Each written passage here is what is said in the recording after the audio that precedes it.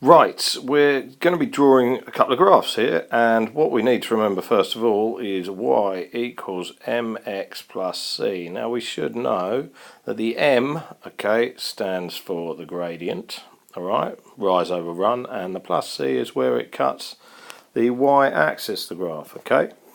So we're going to use that here, and I will do each point I will use, well, for the C I'll certainly use green. Now it says that the number on its own here is -2, so that's where it's going to be cutting. Y-axis is not affected by x, so when x is 0, okay, y is -2.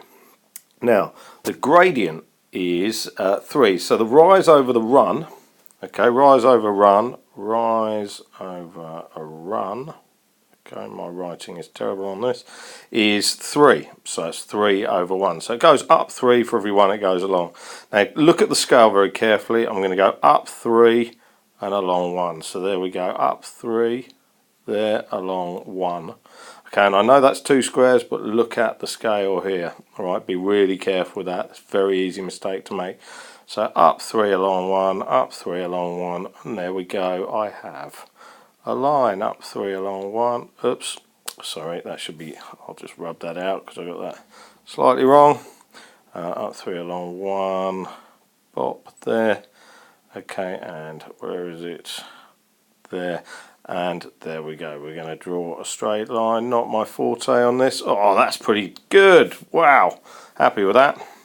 Now then, with this next one, the plus c, okay, is this 5 here. So because it's the number on its own, it's not affected by x, it's not multiplied by x, it's not a coefficient of x, whatever you want to call it. Okay, now this time the rise over the run, rise, and it's a little bit easier actually, the rise over the run here, is -2 over 3. So it's going to go, the rise is -2, so it's going to go down 2, and it's going to go along 3. There, down 2 along 3. Down 2 along 3, and again I'm looking at the scale very carefully. It's a different scale to the first example, so just be a little bit careful, make sure you read the scale carefully. And so there we go, we then have a straight line that looks something like that, and that's pretty good as well. Happy with those.